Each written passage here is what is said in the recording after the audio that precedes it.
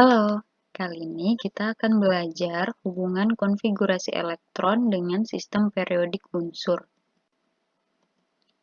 Nah, ini gambaran tabel periodik unsur.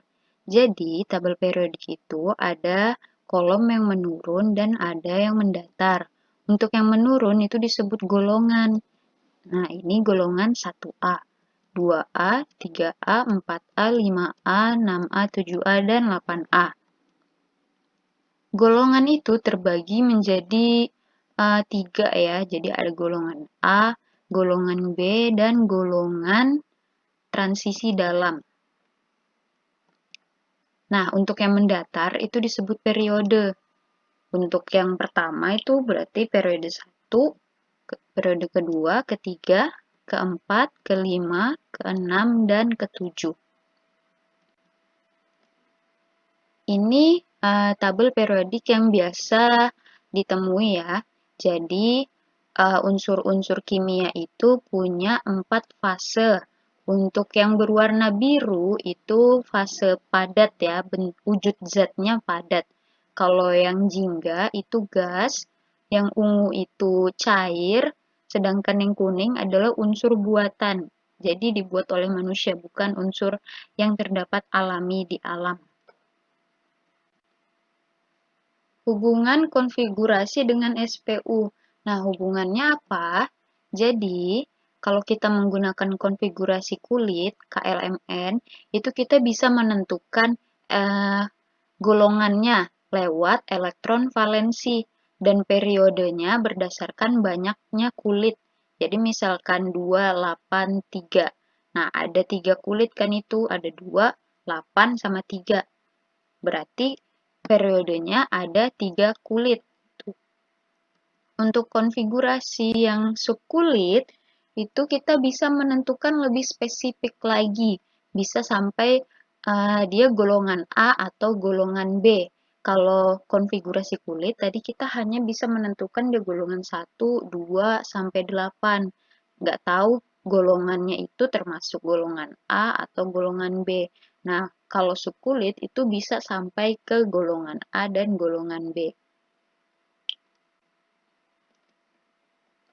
Subkulit terakhir untuk golongan utama atau golongan A atau blok S itu ada 2 golongan ya, jadi golongan 1A dan golongan 2A. Untuk yang selanjutnya, golongan 3A sampai 8A itu masuk ke blok P. Kita langsung ke contohnya. Jadi misalkan ada unsur natrium, nomor atomnya 11 nih. Na11 281. Nah, elektron valensinya 1. Berarti elektron valensi itu kan sama dengan golongan. Maka natrium termasuk golongan 1. Untuk periodenya ini adalah periode 3 karena sebanyak 3 kan nih kulitnya, kulit pertama, kedua, dan ketiga. Untuk detailnya kita bisa pakai subkulit. Dia ini golongan 1A atau golongan 2A. Kita lihat nih. Nah, kulit terbesarnya itu adalah 3, berarti dia periode 3. Sedangkan subkulit terakhirnya itu S pangkat 1. Nih, coba kita lihat di sini yang strukturnya S pangkat 1. Itu ada di golongan 1A, maka Na ini termasuk golongan 1A. Kalau nggak percaya, kalian lihat aja tabel periodik ya. Lanjut ke Ca20. Konfigurasinya seperti ini, terus kita tentuin. Nah, ini periodenya ternyata periode 4 karena karena kulit terbesarnya itu 4. Lanjut, subkulit terakhirnya adalah S pangkat 2, berarti dia masuk ke golongan 2A. Jadi ini adalah rumus umumnya ya. Jadi misalkan di sini 3S pangkat 1, berarti dia periode 3 golongan 1A. Atau 4S pangkat 1, berarti dia periode 4 golongan 1A. N-nya ini bisa berubah-ubah, sedangkan S sama sedangkan S dengan pangkatnya ini tetap ya, kalau dia golongan 1 tetap S pangkat 1, kalau dia golongan 2 tetap S pangkat 2. Nah, lanjut ke blok P. Blok P itu ditandai dengan subkulit terakhirnya adalah P. Contohnya di sini, 1S pangkat 2, 2S pangkat 2, 2P pangkat 6, 3S pangkat 2, dan 3P pangkat 1. Oke, jadi yang kita lihat di sini adalah 3S pangkat 2 dan 3P pangkat 1-nya. Kita cari di sini masuk ke golongan 3. Benar ya, ini golongan 3. Nah, dia periode 3 dan golongan 3A. Sama kan strukturnya? S pangkat 2, P pangkat 1. Untuk golongan seterusnya itu sama cara mengerjakannya. Kalian lihat dia subkulit terakhirnya apa. Dan khusus untuk blok P itu kalian harus tambahkan dengan subkulit S di depannya. Atau di belakangnya nih ya, di belakangnya P.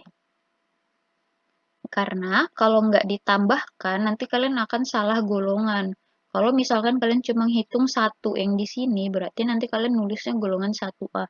Sedangkan 1A itu ciri-cirinya harusnya S pangkat 1. Jadi, P pangkat 1 ini harus kalian tambahkan dengan S di depannya. Jadinya 2 tambah 1 menjadi 3, 3A. Begitu juga untuk golongan 4, nanti 2 tambah 2, 2 tambah 3, 2 tambah 4, 2 tambah 5, 2 tambah 6. Jadi ini udah berurutan ya, dari golongan 3 sampai golongan 8A. Lanjut ke golongan B, golongan transisi atau blok D. Nah, kenapa golongan B ini masuk ke blok D? Karena subkulit terakhirnya itu berhenti di subkulit D. Nih, D ya. Terus kita lanjut ke contohnya, misalkan nih ada unsur besi. Unsur besi nomor atomnya 26, berarti subkulitnya seperti ini. Nah, kita lihat di dua subkulit terakhir yaitu 4S pangkat 2, 3D pangkat 6. Kita cocokkan sama yang di sebelah kiri. Kira-kira masuk golongan mana? Ternyata masuk di golongan 8. Karena 2 ditambah 6 kan sama dengan 8 tuh. Berarti dia golongan 8B. Nah, maksudnya di sini N pangkat 1, jadi nomor kulit di golongan B ini, D-nya itu pasti lebih kecil dibandingkan S. Jadi misalkan di sini 4, berarti 4 kurang 1 sama dengan 3. Makanya di sini subkulit 4-nya itu ada di depannya 3D, bukan di belakangnya 3D, begitu. Di 4S dulu ditulis, baru 3D pangkat 6. Nah, golongannya, periodenya, kita tetap ambil kulit terbesar. Jadi, walaupun 4S pangkat 2 ini nggak di ujung, tapi dia kan yang paling besar nih, angka 4 sendirian. Maka periodenya tetap ambil angka terbesar, yaitu 4. Sedangkan golongan tetap pakai penambahan ya. Kalau di blok P tadi kan S tambah P. Kalau di blok D itu S tambah D. Jadi elektron di subkulit S 2 ditambahkan dengan elektron di subkulit D 6. Jadi totalnya 8B. Contoh selanjutnya ada Cu, nomor atomnya 29. Nah, 1S pangkat 2, 2S pangkat 2, 2P pangkat 6, 3S pangkat 2, 3P pangkat 6, 4S pangkat 1, dan 3D pangkat 10. Oke, di sini ada perbedaan nih. Kalau kita lihat struktur biasanya kan itu dipenuhin dulu S-nya. Kan maksimal S itu 2. Tapi kenapa kok golongan 6B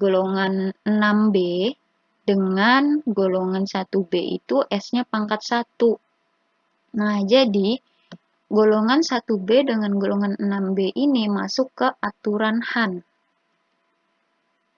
Aturan Han itu menyebutkan setiap orbital dengan tingkat energi sama harus diisi setengah penuh terlebih dahulu sebelum semuanya terisi.